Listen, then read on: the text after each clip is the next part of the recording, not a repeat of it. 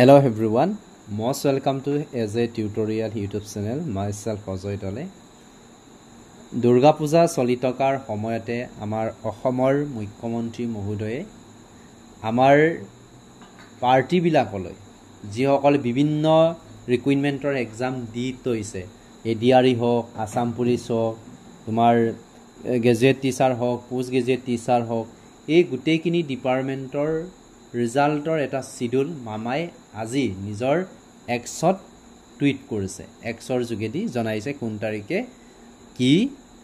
ডিপাৰ্টমেন্টৰ ৰিজাল্ট দিব সো এইটোৰ বিষয়ে আমি আলোচনা কৰিম নিশ্চয় আপোনালোকে জানে দুদিন মানৰ আগত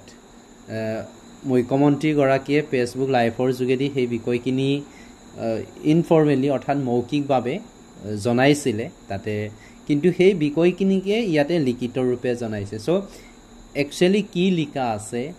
বা কোন কেজন পাৰ্টি চাকৰি লাভ কৰিব আৰু কোনে কোনে পাব এই বিষয় ইয়াতে অকমান শৰ্টকে লিখা আছে মই এইখিনিকে অলপমান আপোনালোকৰ মাজত শেয়াৰ কৰিব বিচাৰিছো ইয়াতে সব প্ৰথম বিষয়টো ইয়াতে লিখিছে মই সম্পূৰ্ণকে বুজাম আৰু বিষয়খিনি কৈ না থাকো যে লাষ্ট ফিউ মন্থৰ পৰা যোৱা কেইমাহ মাহৰ পৰা মানে যোৱা কেইমাহ মাহত বিভিন্ন এক্সাম অনুষ্ঠিত কৰিছিলে আৰু সেই এক্সামৰ ৰিজাল্ট ডেটছটো মামাই কি কৰিব বিচাৰিছে ইয়াতে দুৰ্গা পূজাৰ সময়তে কি কৰিব পাৰিছে শেয়াৰ কৰিব বিচাৰিছে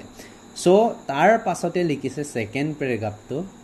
যে I wish all the candidates good lucks এই কথাটো বহুতৰ কনফিউজ হৈছে অল দা ক্যান্ডিডেটস মানে যিসকল এডিআৰই হওক আসাম পুলিচ হওক গ্ৰেজুৱেট টিচাৰ হওক তোমাৰ পোষ্ট গ্ৰেজুৱেট টিচাৰ হওক বা এলপিইউপি এসিস্ট্যান্ট টিচাৰ হওক অকল ইয়াতে চাকৰি নাপায় অল ক্যান্ডিডেটস মানে ইয়াতে সকলোৰ কথা কোৱা নাই যিসকলে ৰিকুইৰমেন্ট প্ৰসেছৰ গোটেইখিনি ক্ৰাইটেৰিয়া ফুলফিল কৰিব বা তোমাৰ কোৱালিফাইড কৰিব সিলেক্টেড হ'ব এই সিলেক্টেড ক্যান্ডিডেটৰ কথাই ইয়াতে কৈছে সো ভুল নবুজিব যে অল দা ক্যান্ডিডেটস মানে অকলে চাকৰি পাব তেনেকুৱা নহয় যিসকল সিলেক্টেড ক্যান্ডিডেট হয় যিসকলে পাস কৰিব একেসকলে চাকৰি পাব আৰু একেতে সেই নতুন জাৰ্নিটোত আপোনালোকক শুভেচ্ছা জনাইছে মানে আপোনালোকৰ সেই জাৰ্নিটো কি হ'ব begin a new journey in public service in the coming days আহি থকা দিনত আপোনালোকৰ নতুন এটা যাত্ৰা কি হ'ব আৰম্ভ হ'ব তাৰ পিছত এটা গুৰুত্বপূৰ্ণ পইণ্ট লিখা আছে 100% মেৰিট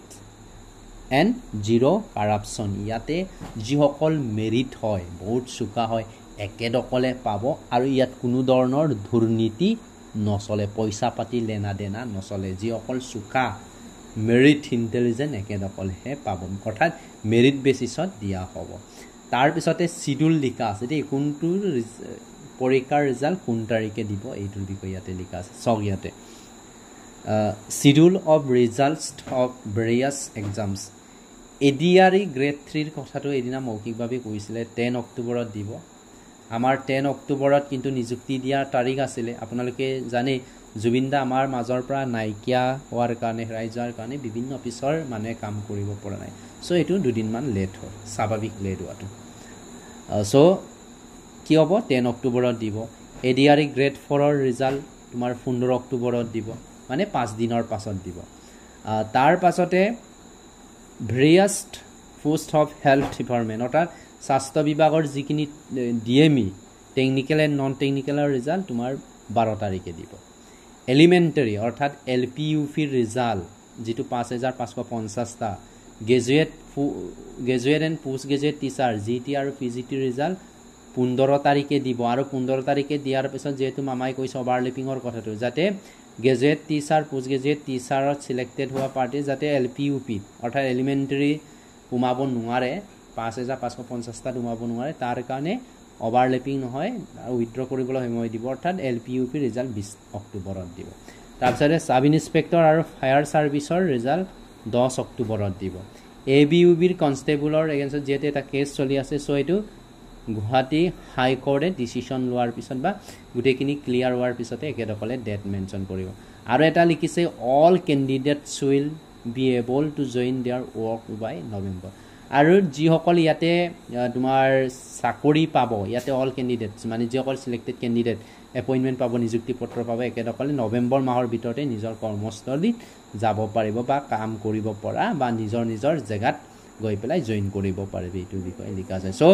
এইখিনি আছিলে আৰু এটা লাষ্টত কৈছোঁ জাষ্টিছ ফৰ জুবিন দা আমাৰ জুবিন দাৰ ন্যায় লাগিব আপোনালোকক